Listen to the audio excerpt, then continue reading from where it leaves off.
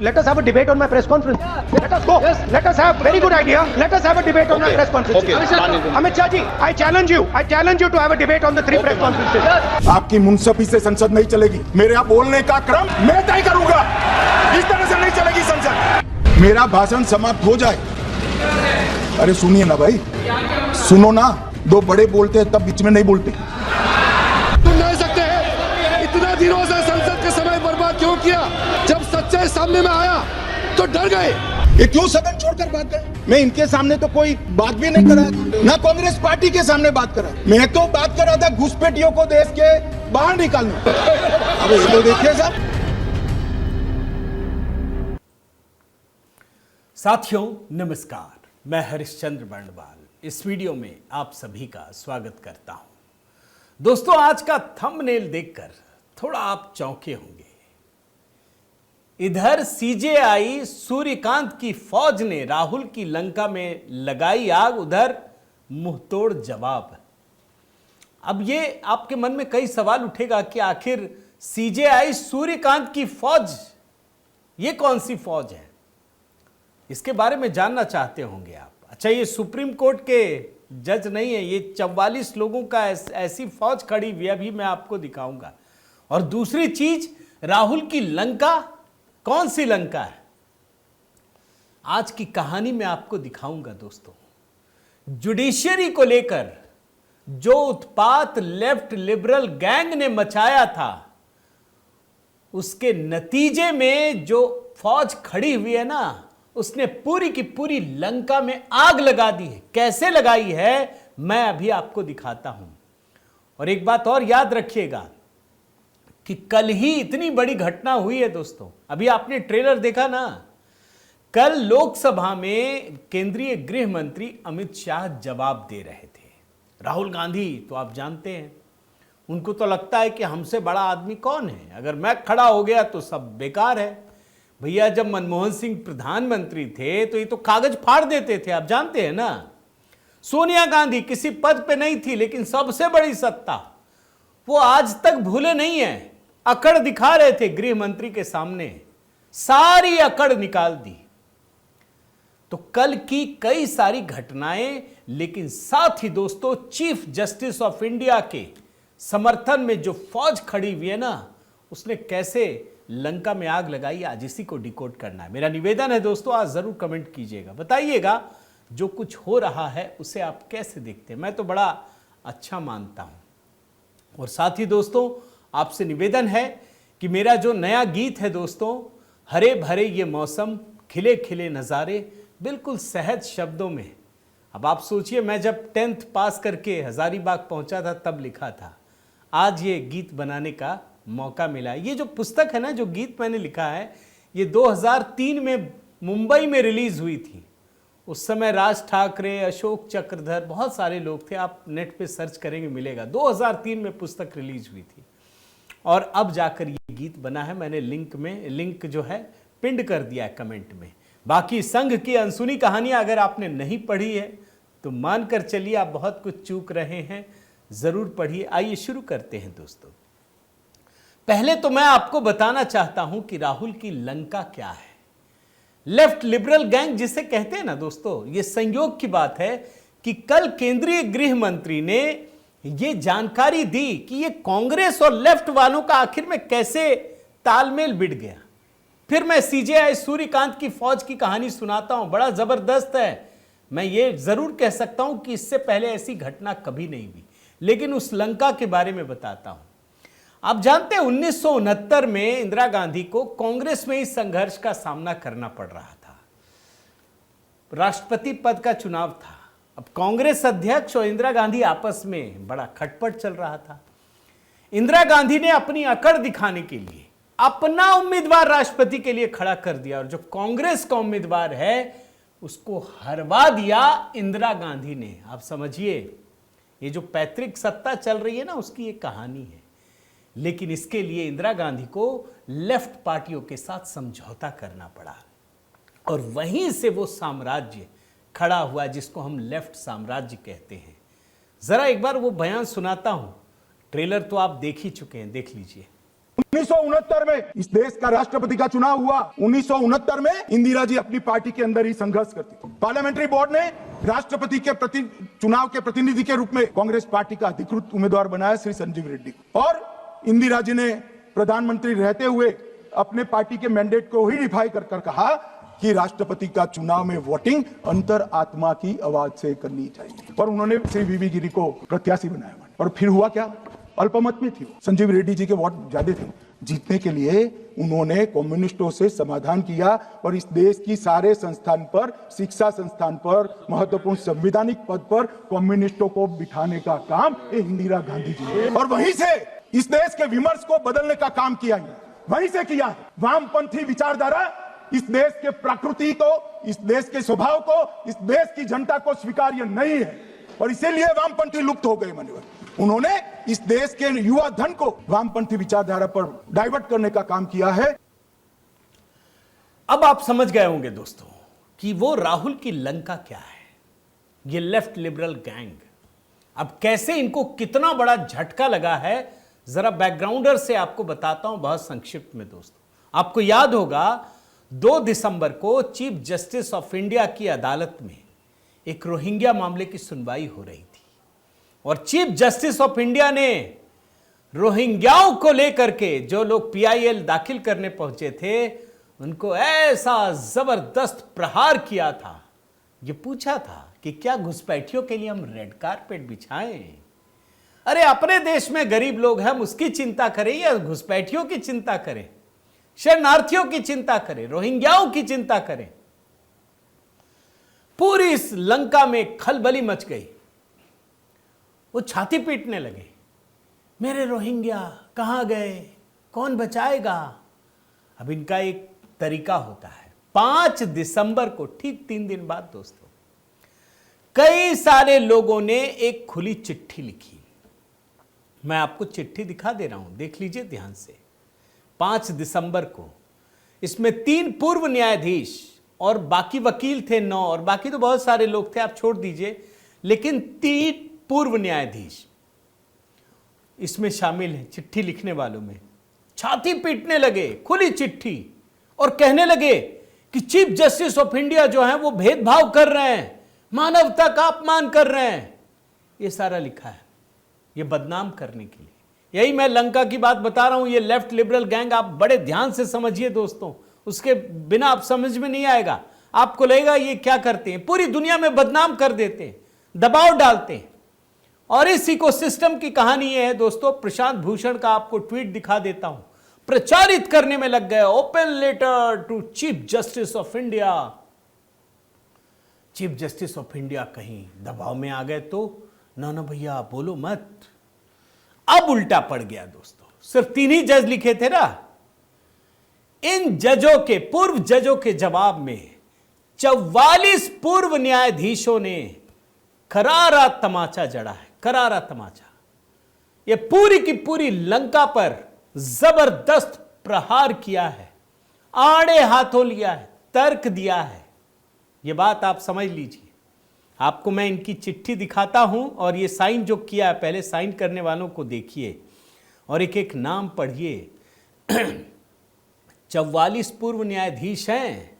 Anil Dave, former supreme court जज, Hemant Gupta supreme court से, Anil Dev Singh Rajasthan high court से, BC Patel Jammu Kashmir high court से, पीबी, बहुत सारे लोग हैं दोस्तों। जस्टिस अनिल देव सिंह, पूर्व जस्टिस बीसी पटेल, फिर दिल्ली हाई कोर्ट के पूर्व chief justice, justice PB Bajantri, उसके बाद justice SN Dhingra, justice R K Gauba. मैं कहना ये चाहता हूं, बाकी नाम तो आप देख लेंगे। उधर से 3 जज उतारा था ना, इधर से 44 जज उतरे हैं। ये है फौज, इसकी बात कह रहा हूं। अब वो लेफ्ट लिबरल इकोसिस्टम को कितना बड़ा झटका लग रहा है, ये भी इस कहानी में पता चलता है। राष्ट्रवादी जो समूह है ना, उसकी संख्या किस तरीके से बढ़ रही है, कभी आपने देखा है ऐसा? ये पहली बार हो रहा है दोस्तों, पहली बार। ये पूरा सदमे में है, मैं आपको बता देता हूं। और इन्होंने अपने तर्क से इनको धाराशायी किया है दोस्तों, इस बात को याद रखिएगा। 44 पूर्व न्यायाधीशों ने तर्क दिया है। ऐसे ही खाली पीली चिट्ठी नहीं लिखी है, यह मैं आपको बताऊं। अभी चिट्ठी के मजमून पर भी आता हूं, क्या है इसमें, मैं जरा आपको चिट्ठी दिखाता हूं। एक एक करके ये हिस्सा देख लीजिए। मैंने पूरी चिट्ठी पढ़ी है और कुछ हिस्सा आपके लिए लेकर आया हूं कि आखिर इन्होंने लिखा क्या है, कैसे करारा तमाचा मारा है, पूरी लंका में आग कैसे लगा दी है। अभी ये राहुल गांधी बोल रहे थे ना जब भाषण में, तो बोल रहे थे ये एंटी नेशनल है। अब बताइए, राहुल गांधी बताएंगे इन लोगों को एंटी नेशनल है। रोहिंग्याओं के लिए पूरा रोए जा रहे हैं, छाती पीट रहे हैं, और एंटी नेशनल इधर हो गए। अब जरा मैं इस चिट्ठी के बारे में संक्षेप में बताता हूं दोस्तों। पहले तो आप इसका हेडलाइन देखिए, हेडर क्या है। इसी से पूरा लेफ्ट लिबरल इकोसिस्टम तबाह हो गया। सिर्फ हेडलाइन दिखा रहा हूं। सुप्रीम कोर्ट का अपमान अस्वीकार्य है। हिंदी में करके पढ़ रहा हूं दोस्तों, मैं आगे का हिस्सा भी आपको हिंदी में ही पढ़कर बताऊंगा। मैं अंग्रेजी दिखा रहा हूं और हिंदी में पढ़ रहा हूं। सुप्रीम कोर्ट का अपमान अस्वीकार्य है। पहले पैराग्राफ पे आइए, सिर्फ पहला पैराग्राफ का हिस्सा मैं आपको दिखाता हूं। हम हस्ताक्षरित सेवानिवृत्त न्यायाधीश माननीय भारत के मुख्य न्यायाधीश को लक्षित करने वाले प्रेरित अभियान पर अपनी कड़ी आपत्ति व्यक्त करते हैं, जो रोहिंग्या प्रवासियों से संबंधित कार्यवाही में उनके वक्तव्यों के बाद चलाया जा रहा है, जिसमें 5 दिसंबर 2025 का खुला पत्र भी शामिल है।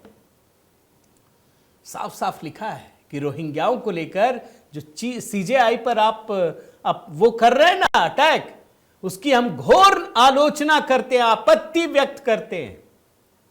आगे बढ़िए, तीसरा पैराग्राफ दिखाता हूं दोस्तों। ये ध्यान से अंग्रेजी देखिए और इसका मैं हिंदी अनुवाद पढ़ता हूं। न्यायिक कार्यवाही पर निष्पक्ष और तर्कसंगत आलोचना हो सकती है, होनी भी चाहिए, लेकिन जो हम देख रहे हैं वह सिद्धांत आधारित असहमति नहीं, बल्कि न्यायपालिका को बदनाम करने का प्रयास है, जिसमें एक रूटीन कोर्टरूम प्रोसीडिंग्स को पूर्वाग्रह का कार्य बताकर गलत चित्रण किया जा रहा है। मुख्य न्यायाधीश पर हमला इसलिए किया जा रहा है क्योंकि उन्होंने सबसे बुनियादी कानूनी प्रश्न पूछा, कानून में किसने वह दर्जा प्रदान किया है जिसका दावा वह अदालत में किया जा रहा है। जब तक ये प्रारंभिक प्रश्न हल नहीं होता, तब तक अधिकारों या हकों पर कोई निर्णय नहीं हो सकता। ये लोग बोल रहे हैं ना कि सीजेआई पूर्वाग्रह से ग्रसित है। अरे भाई, कोर्ट में पूर्वाग्रह से नहीं तर्क देने पड़ते हैं। साफ साफ लिखा गया है कि तर्क पे आप हार गए तो कुछ और करने लगे। एक और हिस्सा पढ़ता हूं, अगला पैराग्राफ दोस्तों, देखिए क्या लिखा है। समान रूप से यह अभियान कन्वीनियंटली उस स्पष्ट पुष्टि को दबा देता है कि भारत की भूमि पर कोई भी व्यक्ति, नागरिक हो या विदेशी, यातना, गुमशुदगी या अमानवीय व्यवहार का शिकार नहीं हो सकता। हर व्यक्ति की गरिमा का सम्मान होना चाहिए। इसे दबाकर फिर अदालत पर अमानवीकरण का आरोप लगाना कही गई बात का गंभीर विकृतीकरण है। मैं इसको जरा हल्की भाषा में समझाता हूं दोस्तों। दरअसल जब सुप्रीम कोर्ट में यह बात उठी ना, तो इन लोगों ने क्या आरोप लगाया कि भाई मानवता भी तो कोई चीज होती है, क्या भारत में मानवता का सम्मान नहीं होगा? लेकिन कोर्ट ने उस दिन कहा था दोस्तों कि भाई रोहिंग्याओं का कोई अधिकार नहीं है, लेकिन आप मानवीय अधिकारों का उल्लंघन नहीं कर सकते। अब ये क्या कर रहे थे चिट्ठी में लिखकर कि ये मानवीय अधिकारों को भी मान्यता नहीं दे रहे हैं, और इसके जरिए ये अंतर्राष्ट्रीय तौर पर भारत के सुप्रीम कोर्ट को बदनाम करने का प्रयास कर रहे हैं। और यही बात इन जजों ने लिखी है कि ये गलत तरीके से नैरेटिव बनाने की साजिश रच रहे हैं। अब आगे के पैराग्राफ्स में आइए दोस्तों। इसमें लेफ्ट लिबरल इकोसिस्टम ने जो दलील दी है ना, उसकी धज्जियां उड़ा दी है। यह सुनना बड़ा जरूरी है दोस्तों। यह एकेडमिक बहस है, लेकिन आम जनता के बीच जब चीजें पहुंचती है ना, अंतर्राष्ट्रीय तौर पर भी, तो उसका बड़ा असर पड़ता है। जरा सुनिए क्या तर्क दिए गए। हम कुछ बुनियादी तथ्यों और कानूनी स्थितियों को स्पष्ट रूप से पुनः स्थापित करना आवश्यक समझते हैं। रोहिंग्या भारत में शरणार्थी के रूप में भारतीय कानून के तहत नहीं आए हैं। उन्हें किसी वैधानिक शरणार्थी सुरक्षा ढांचे के माध्यम से प्रवेश नहीं दिया गया है। वो इल्लीगल तरीके से आए हैं। और हम तो 1951 में जो संयुक्त राष्ट्र शरणार्थी सम्मेलन है उसका हस्ताक्षर करता भी नहीं है। हम प्रोटोकॉल भी नहीं मानते। फिर हम पर किस तरह से दबाव दिया जा सकता है? हमने तो सोच विचार कर यह किया था ना कि हम शरणार्थी को नहीं कर सकते। आगे लिखा है कि यह गंभीर और वैध चिंता का विषय है कि भारत में अवैध रूप से प्रवेश करने वाले व्यक्तियों ने आधार कार्ड, राशन कार्ड और अन्य भारतीय दस्तावेज कैसे प्राप्त किए। भाई ये तो भारत के नागरिकों के लिए है ना। पहले ये अवैध रूप से घुसते हैं और उसके बाद बोलते हैं कि हमको अधिकार चाहिए। और इन लोगों ने एक और बड़ा काम किया है दोस्तों। इन लोगों ने क्या किया मैं आपको बताता हूं। इन्होंने ये कहा है कि इन परिस्थितियों में यह आवश्यक और उपयुक्त है कि एक न्यायालय निगरानी विशेष जांच दल एसआईटी पर विचार किया जाए। ऐसा एसआईटी ये जांच करे कि अवैध प्रवेशकर्ताओं ने आधार, राशन कार्ड और अन्य दस्तावेज कैसे प्राप्त किए। अब इस बात की जांच की मांग होने लगी है। यह महत्वपूर्ण प्रश्न है दोस्तों। और इसके बाद दोस्तों आखिरी पैराग्राफ्स, पूर्व न्यायाधीशों ने जो कुछ लिखा है उससे लेफ्ट लिबरल इकोसिस्टम की नींद हराम होना लगभग तय है। मैं पढ़ता हूं दोस्तों, थोड़ा एकेडमिक लग सकता है लेकिन जरूर सुनिए, मेरा निवेदन है आपसे। इस पृष्ठभूमि में न्यायपालिका का हस्तक्षेप पूरी तरह संवैधानिक सीमाओं के भीतर रहा है और देश की अखंडता की रक्षा करते हुए बुनियादी मानव गरिमा को बनाए रखने की दिशा में निर्देशित रहा है। जिस निर्णय और टिप्पणियों पर हमला किया जा रहा है वे एक और वैधता और राष्ट्रीय सुरक्षा पर जोर देते हैं, दूसरी ओर यातना, गुमशुदगी और अमानवीय व्यवहार के स्पष्ट अस्वीकार को दर्शाते हैं। और आगे लिखा है, ऐसे संवैधानिक रूप से अनुपालन दृष्टिकोण को अमानवीयता का आरोप बनाना मुख्य न्यायाधीश के प्रति अनुचित है और संस्था के प्रति हानिकारक है, संस्था के लिए भी हानिकारक है। और आखिर में 3 पॉइंट्स लिखा है इसमें, हम इसलिए भारत के सर्वोच्च न्यायालय और भारत के मुख्य न्यायाधीश में अपना पूर्ण विश्वास व्यक्त करते हैं कि वे बिना भय या पक्षपात के अपने संवैधानिक कर्तव्यों का निर्वहन कर रहे हैं। प्रेरित प्रयासों की निंदा करते हैं जो अदालत की टिप्पणियों को विकृत करते हैं और असहमति को व्यक्तिगत न्यायाधीशों पर हमले में बदलते हैं, और उन विदेशी नागरिकों द्वारा जिन्होंने भारत में कानून का उल्लंघन करते हुए प्रवेश किया है भारतीय पहचान और कल्याण दस्तावेजों की अवैध प्राप्ति पर न्यायालय निगरानी एसआईटी पर विचार का समर्थन करते हैं। कितनी बड़ी बात कही है, इस बात को समझिए। ये जो 44 पूर्व न्यायाधीशों ने लिखा है ना दोस्तों, ये करारा तमाचा। और इसीलिए मैं बार बार कह रहा हूं कि जो लंका इन लोगों ने बनाई है ना उसमें आग लगा दी है, खत्म कर दिया है। और एक बात तो आपको बता ही देता हूं दोस्तों, याद रखिएगा हमेशा, ये जो सीजेआई सूर्यकांत है ना, ये अपने तीखे बयानों के लिए बड़े मशहूर हैं। आप भूल तो नहीं गए, नुपुर शर्मा का मामला इनका ही बयान था, तब तो बड़े लाडले थे, कभी सवाल नहीं उठाया। लेकिन जैसे ही रोहिंग्याओं पर एक शब्द कह दिया, लेफ्ट लिबरल इकोसिस्टम पूरी तरह से सुलग उठा, छाती पीटने लगा। लेकिन मैं बड़ा एक अच्छा माहौल देख रहा हूं दोस्तों। मैं आपको बताऊं, एक दूसरा उदाहरण भी अभी 1 सेकंड में रख देता हूं कि अब लेफ्ट लिबरल इकोसिस्टम के आगे न जुडिशरी झुकने को तैयार है, ना इस देश का मेन स्ट्रीम मीडिया और ना सरकार झुकने को तैयार है, और जनता भी सचेत है। एग्जाम्पल भी एक दे देता हूं, अभी तमिलनाडु की खबर बार बार आपको दिखा रहा हूं दोस्तों। वहां पर मदुरै में एक पहाड़ी में एक मंदिर में एक दीपक जलाने के लिए हाई कोर्ट के जज ने क्या फैसला दिया, ये लोग उसके इंपीचमेंट में लग गए। आप सोचिए, जबकि आप सुप्रीम कोर्ट जाइए, लेकिन नहीं, मकसद वो नहीं है। इनको संविधान में भरोसा नहीं है। ये कह रहे हैं कि अगर मंदिर में दीपक जलाने दिए तो हम संविधान की धज्जियां उड़ा देंगे। गलत सही के ऊपर आप जाके सुप्रीम कोर्ट जा सकते हैं, लेकिन नहीं, ये दहशत पैदा करना चाहते हैं। ये इस देश के हाई कोर्ट हो, सुप्रीम कोर्ट हो, उसके न्यायाधीशों को डराना चाहते हैं। आइए फील्ड में, कोई बात नहीं, कीजिए आप इंपीचमेंट।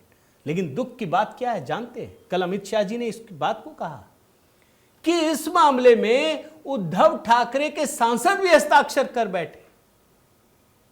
आज बाला साहेब की आत्मा रो रही होगी। अरे मंदिर में दीपक जलाने के लिए न्यायाधीश ने आदेश दिया और उसको हटाने के लिए आ गए, और उसमें बाला साहेब ठाकरे के सुपुत्र, उनकी पार्टी साइन करती है। बयान सुन लीजिए।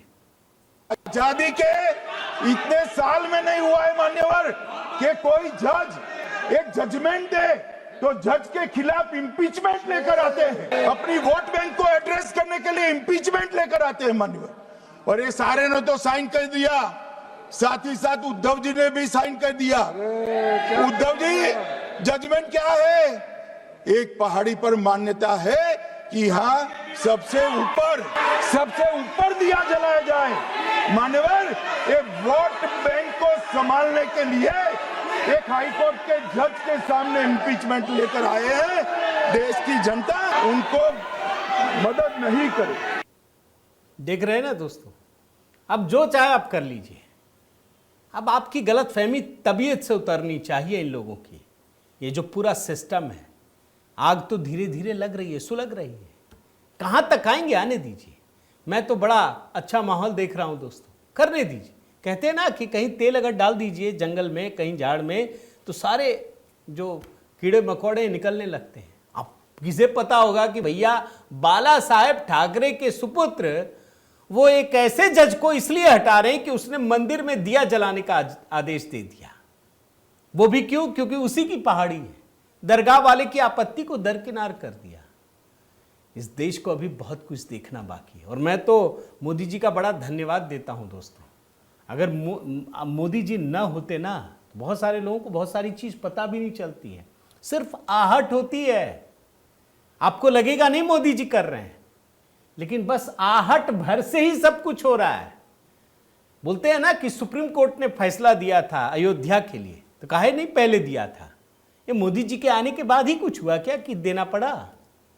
हाँ, आप समझिए ना इस बात को। तो ये मोदी जी की आहट बड़े बड़े काम करवा रही है। उम्मीद करता हूं दोस्तों ये वीडियो आपको पसंद आया होगा। जरूर कमेंट कीजिए। मेरा निवेदन है कि अगर आपने चैनल सब्सक्राइब नहीं किया है तो जरूर कीजिए, लाइक कीजिए, बेल आइकन दबाइए। और हाँ दोस्तों, संघ की अनसुनी कहानियां 225 कहानियां हैं। एक एक कहानियां सिर्फ पढ़ करके आपके होश फाख्ता हो जाएंगे। मुझे तो बहुत सारे मैसेज आते हैं कि हरीश जी, मैंने आपकी पुस्तक की 10 कहानियां पढ़ी और मैं कॉल करने को विवश हो गया। मैसेज कर रहे हैं, कॉल कर रहे हैं। तो ज़रूर पढ़िए दोस्तों संघ की अनसुनी कहानियां, और पेपर बैक संस्करण खरीदिएगा, तभी आपके घर पहुंचेगा। और मुझे ज़रूर मैसेज कीजिएगा। मेरा नंबर देखिए आपके साथ है, व्हाट्सएप नंबर। आप मैसेज कीजिए, कोई भी दिक्कत हो। मेरे व्हाट्सएप ग्रुप से जुड़ना चाहें तो सिर्फ जय सिया राम लिख दीजिए। और मेरा जो नया गीत है दोस्तों, वो कमेंट में मैंने पिन कर दिया है। बहुत बहुत धन्यवाद। जय सिया राम।